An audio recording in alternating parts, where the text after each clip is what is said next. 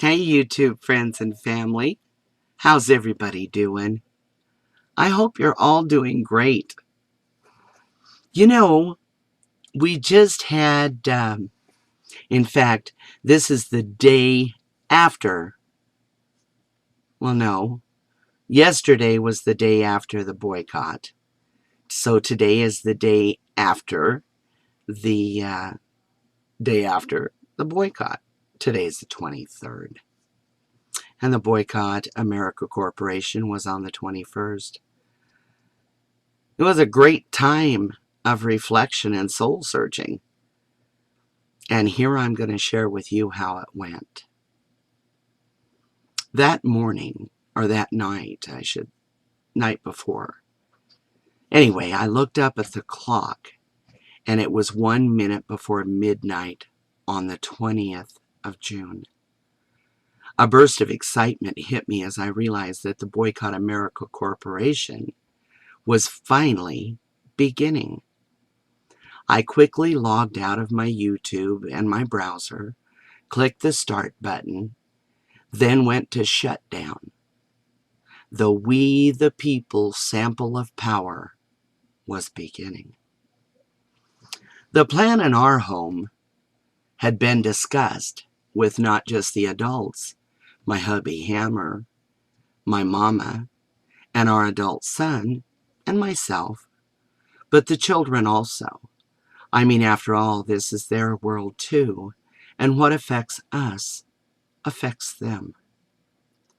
The plan began with a general list. No TV, no computers, no phone, no radio, no shopping, no driving, no spending of any kind, no banking, etc., etc. It was agreed upon that every member in our household would be convicted to and follow the plan to the T. I staggered up the stairs, fumbling for the light switch that turned the stairwell lights off, and down the hall I went, headed for my bed, a cozy, comfy bed where I would rest for the big day that was soon to be upon us. Not unlike the anxious anticipation one might feel the night before school prom, or perhaps a weekend camping trip, where all the plans are made and the supplies readied. Lists are checked and checked twice, the okay in place, and now the wait. I could hear the clock in the hall as it ticked the seconds, 60, then a minute, over and over. Tick, tick, tick. Yes, I could hear it clearly. And as the seconds passed, I actually thought that the clock's volume had been turned up by some unseen force. It was as if my senses became more aware of time. I began to think of time, past, the months, the years that had been and were no more. I locked in on Fukushima, the morning that the news was filled with alerts, a 9.1 earthquake, the tsunami. The pictures began to rain in on my thoughts, then turning into hail, thumping at my memory of that day, the pain I felt for all my brothers and sisters in Japan. I remembered it as if it was yesterday, as clear as it could be. I stepped forward into the day that followed, the warnings about the radiation that spewed from the nuclear reactors. I paused, sitting up in bed. I reached for the window and pulled it open. I spoke loudly. I love you all, hoping the message would travel to Japan. It had been a while since I sent that message, a message that I sent twice or more daily when the disaster first struck. Why was it that I stopped, I wondered. Sitting there in the dark, listening to the ticking, my memory stepped forward again. One step, Ah, yes, I remember. The checker at the store had told me that YouTube had videos of people in Japan showing the devastation. And there was much more to it than we were seeing on the news medias on TV. So when I got home and after the children were in bed, I went into YouTube. I began searching videos out pertaining to the Japan earthquake and the aftermath of the tsunami. I was shocked at what I was seeing. Videos showing the ground moving, the water coming up under the concrete, the asphalt, the buildings. I tried to leave comments. However, I was restricted because I had no YouTube account. So I created one.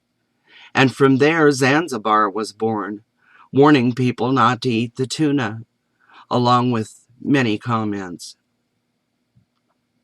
I became a YouTuber. I shook my head and attempted to go to sleep. To no avail.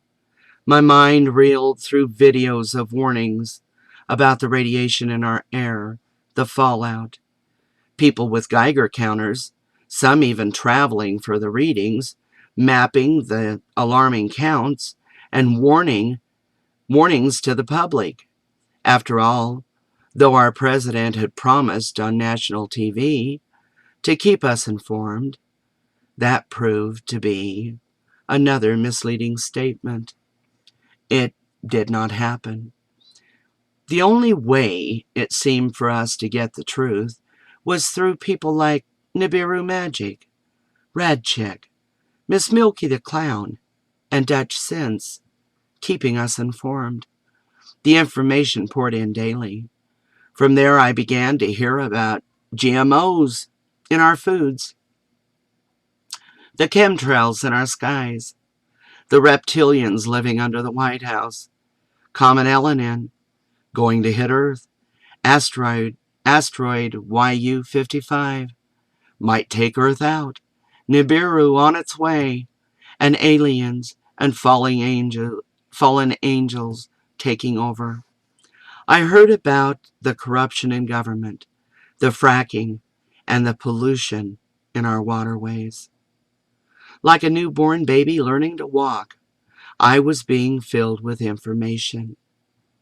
Here, this way, that way, real, disinformation, corruption, deception, on and on.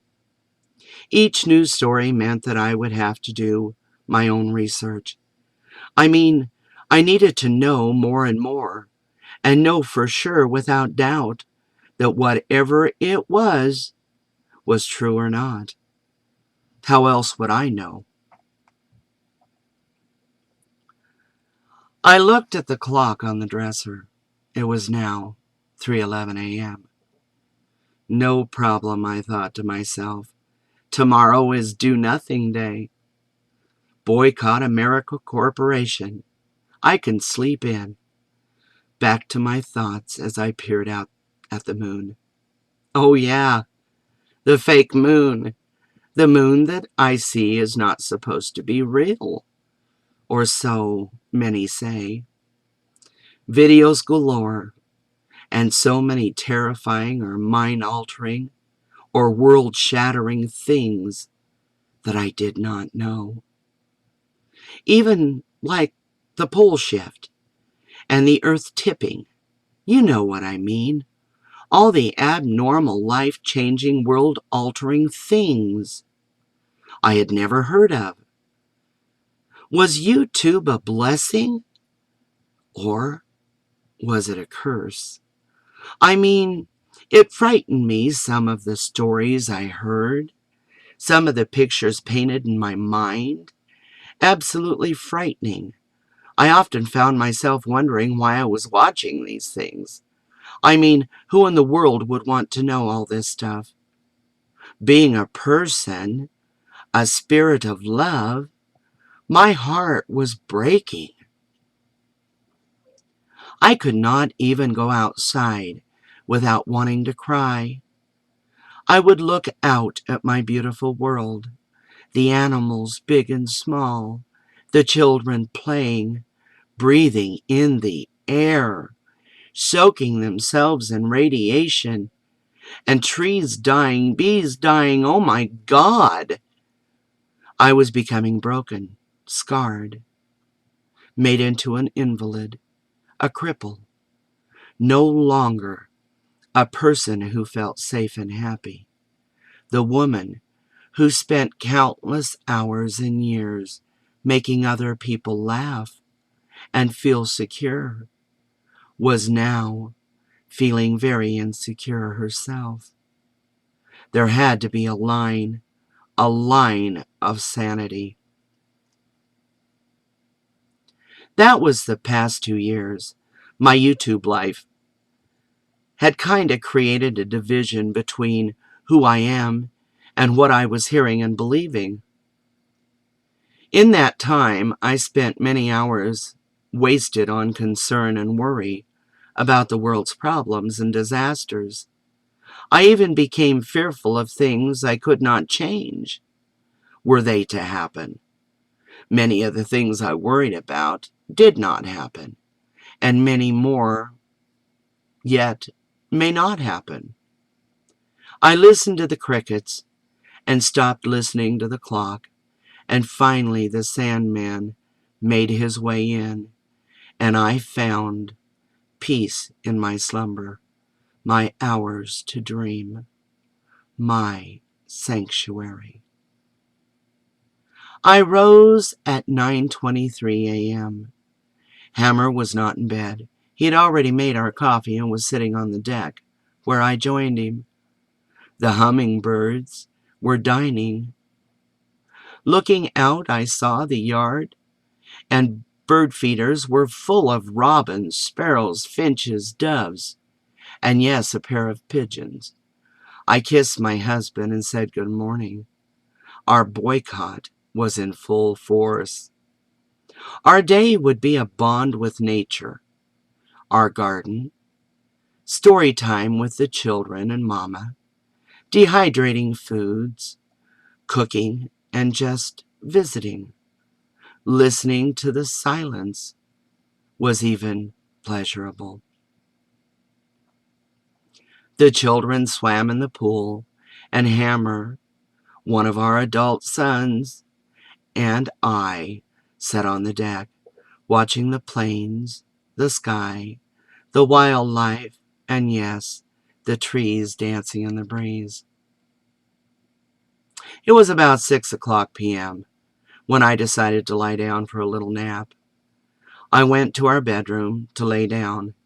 As I sat on the edge of the bed, I looked out our bedroom window at the two majestic walnut trees, taking note of the brand new limbs and leaves that had appeared in just the last few days.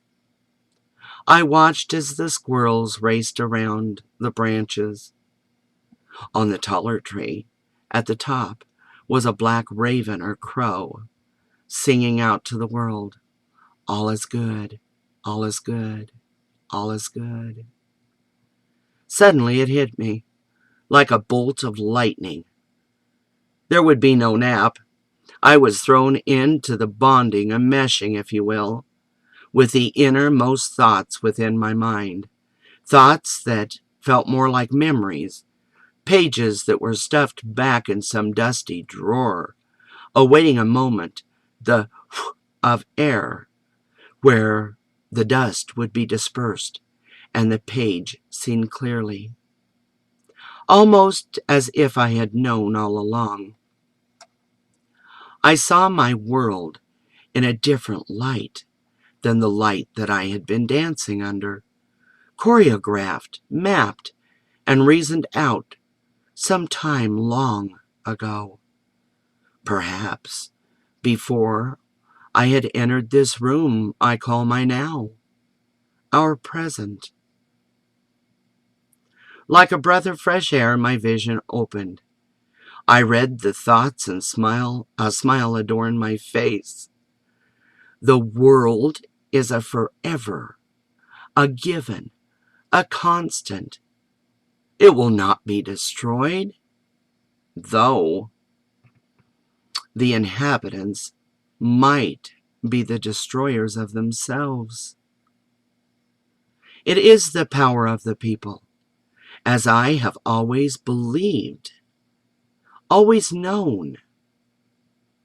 Yes, the power of the people that will the entire destiny of all, the collective, the altogether teamwork. Sitting on the deck, Michael and I had willed many clouds to disappear, like we had seen in videos, just by telling them to leave. We witnessed in awe at the power of our words. No coincidental issue. No, it wasn't coincidental, as some would think. Rather, chosen. We chose which clouds to dismiss, and they did. The power of the collective thought. We knew this. We all knew this when we came here. All people knew this. However, for whatever reason, our memories of what this life is all about seems to have been sealed in drawers collecting dust deep within our own beings. As I became more aware of the structure of my world around me, sitting on the edge of my bed, peering out the window in a near meditative state, I saw truth. I saw that we have had the power to change anything and all things by the gift of free will. Yes, a gift given to us by our universal Creator, by God Himself. The world we see is, in fact, changed, altered, rearranged, and styled by the collection of our thoughts. A collection of thoughts, like the architectural blueprints drawn up by the collective minds. The very thing that many people say, yet few even grasp as fact, as reality. The gift of free will. The more people thinking the same thing, the more likely that those things will come to be. They will happen. It will not work to fight in wars and killing of the enemy. That won't work. There will only follow yet another war, as long as the blueprint is laid in the design of war. Marches and protest are, in a sense, people attempting to all work from the same page in order to correct a wrong or wrongs against the people, animals, or Mother Earth, though they do not carry with them enough power. Obvious to me today that this is because far too many people really cannot walk and chew bubblegum at the same time. The mindsets and the thoughts must work in unison with the collective. Many people thinking the same pattern, the same words, not unlike the chants of great teachers of wisdom, of great healers. We cannot change the corruption in this world until we change the way we see the world and will our world to be. Yes, the way we will our world to be. A phrase shared with me as a child so long ago. Careful what you wish for, Ray, as you might get the wishes you create. The fears, the worries, a complete waste of time. I know this to be true. We, the people, do have the power. It lives in our free will. Think of the word will, my friends. The mental faculty by which one deliberately chooses or decides upon a course of action. Championed freedom of will against a doctrine of predetermination. Diligent purposefulness, determination. Our will. Can it be that our world has deteriorated because or by the will of the inhabitants? As we began to focus on the crimes, the wars, the differences, the oddities, our fears, our weaknesses, and let us not forget, focusing on the purposeful ill biddings of the dark side, the evil ones, who through many means work to create the very separation and division of the people, which will in fact and does prevent our collective thinking, our being on the same page, with good for all being what we will to happen. Think about this.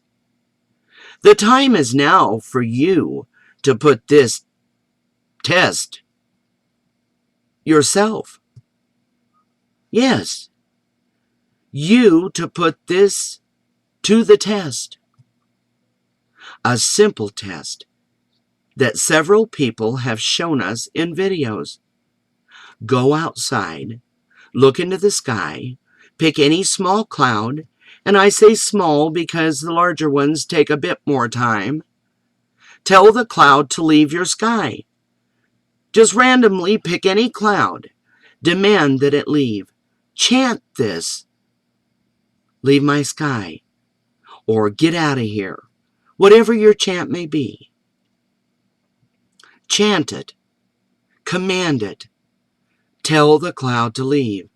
Watch the cloud dissipate and dissolve into nothing, leaving your blue sky in its place. Now try this with two people saying the same thing and watch as the cloud leaves much faster. Could it be this simple? That all we have to do is use our God-given gift of free will to bring back the sanity in our world. Has this message been sitting right in front of us all along? God gave us free will to use. What about moving a mountain with the faith of a mustard seed? Friends, I think we've missed the message. I personally know this is true. It is up to us. We just need to will the good back. The love for all, the balance. To do this, we must all get on the same page. We must chant the same chant. We must mean the same thing. Much love to all of you, my friends. And what a day it was. Many more better tomorrows. I love you all. Great big hugs. Catch you guys later.